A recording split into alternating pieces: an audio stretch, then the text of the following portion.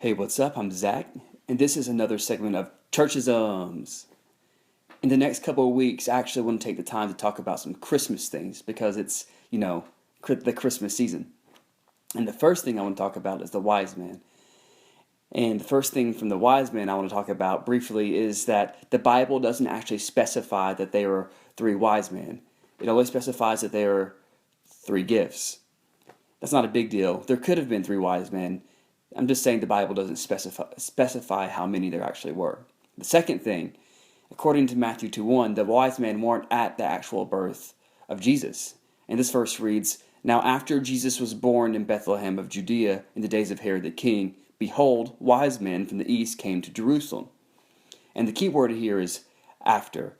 So after the birth of Jesus, the wise men show up. And just to kind of give some more evidence to this, in verse 11, it reads, "And when they had come to the house."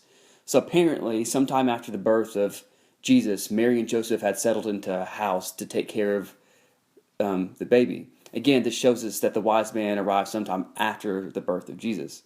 How much longer? I don't know.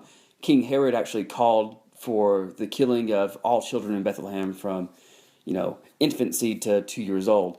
So we can kind of assume that sometime in between that time frame, between day 1 and 2 years old, that the wise men made their way to Jesus in Bethlehem to pay their respects and give their frankincense, gold, and myrrh.